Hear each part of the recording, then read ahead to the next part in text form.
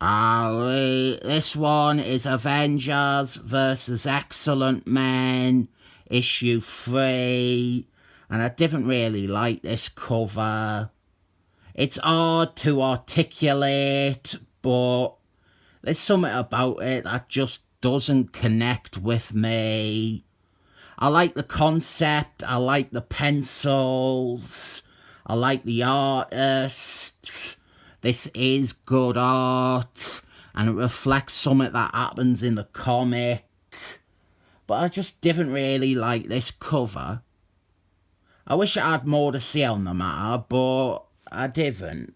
And instead, let's announce to the disappointment of everyone that this is Roy Sternman and Marc Stanley Lee's final issue on this series. This 4-issue miniseries, it cops out with a 4th issue by other people that is terrible. And you should look forward to my review of that sometime next week, because I have zero nice things to say about it, besides its cover being alright. We will get into why Roy Sternman quit and how the story gives up in that video. But for now, we have the Soviet Super Soldier Boys. I have been a bit down on how heavily this series has involved them, but it is okay. I think Roy Sternman was doing a good little tale here, and my only reservation is that I didn't know if it really should have boasted the name of Avengers versus Excellent Men, as those two didn't fight all that much. I also want to note that despite their enormous prominence in the first 3 issues, the Soviet Super Soldier Boys, they are not part of issue 4 at all, and there is no resolution to them or any of the stories going on here. But this video isn't just an advert for my review of the dismal 4th issue. We have the exciting story beat with Dr. Doom from the Avengers having hidden away on the Excellent Men's jet by using his mind control magic so that the Excellent Men cannot see him. I'm not sure if I have mentioned this in passing before, but since I started doing the channel, I have long wanted to do a regular feature called Dr. Doom is a horrible, horrible person, where I would look at all these great comics where he is at the very least an absolute twat, and at the worst a truly evil incel. But since he is not with the rest of the team down here, we get to see Marc Stanley Lee draw a brilliant Avengers lineup. Throw in Seaman and Hercules Man and Wasps, and I would be very, very pleased. Dr. Doom, he is so shit that his attempts at stealth are uncovered by the Excellent Men, and then Rouge kisses his forehead. I call Mr. Shenanigans here. I reckon Dr. Doom used his powers to influence Rouge to touch him this way, instead of just using her hands. It is in character with Dr. Doom to force women to make some form of sexual contact with them. And as Jeremy Kyle always said, Sexual contact is anything from a kiss to intercourse. And one of the other things I'm going to talk about is where this issue fits chronologically with the Avengers series, because I vehemently disagree with where Marvel and everyone else says it lands. Rouge is kissing someone else here, and I didn't think this one was against her will. This guy isn't bad looking or balding. She wanted to absorb his memories and his powers, and she thought, why not kiss this strapping young lad? We do have a lot of character drama in this one, and a decent amount of excellent men, at least compared to the first two issues, where they were not featured as much. But yeah, the placement. First, I would like to apologise for issue 1 when I claimed that this one involved a submarine, because it's actually a freighter.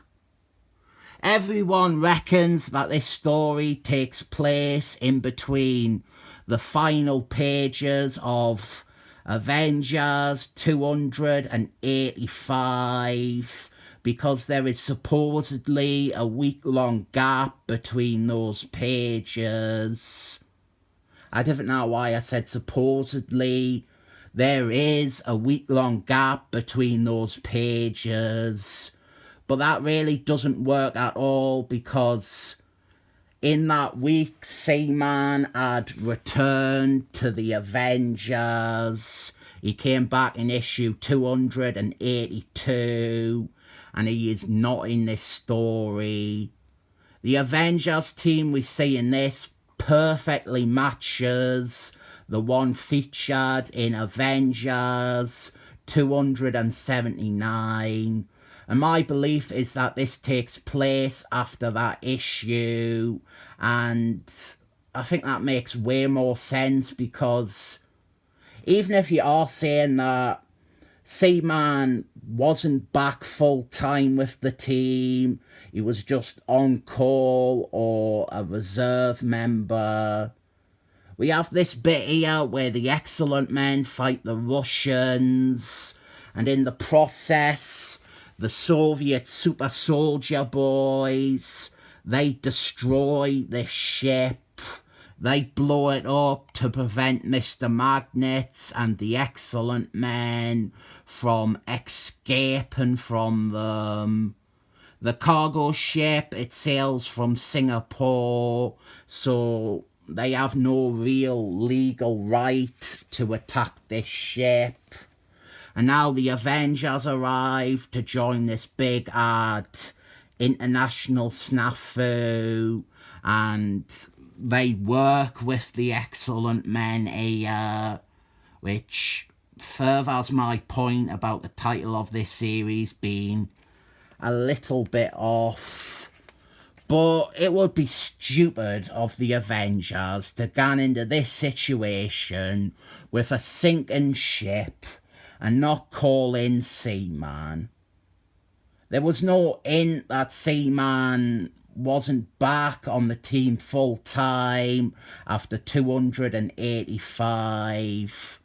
He is with the team full time until he leaves again in 293.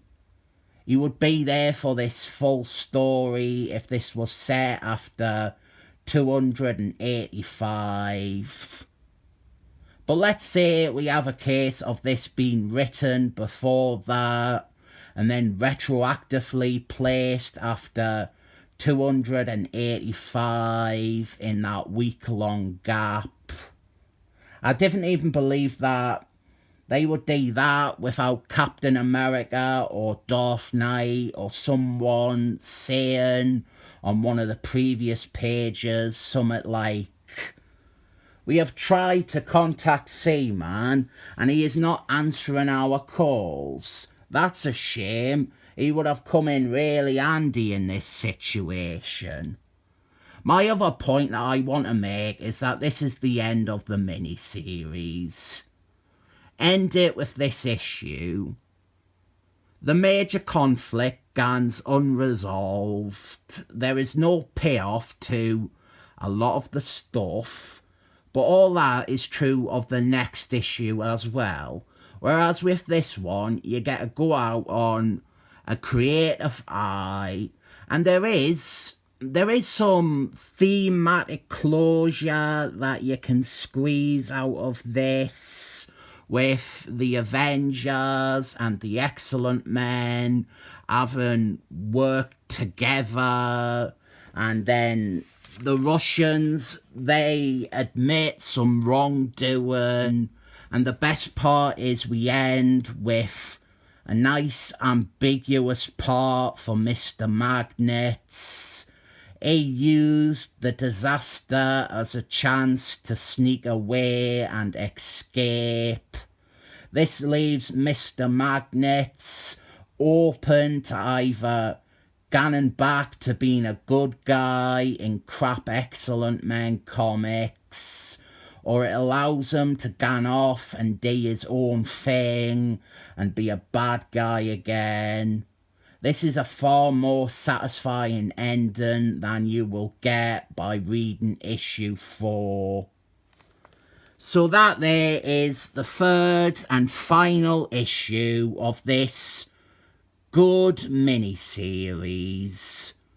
A bit lacking in the Excellent Men fighting the Avengers department, but it definitely excels at everything else.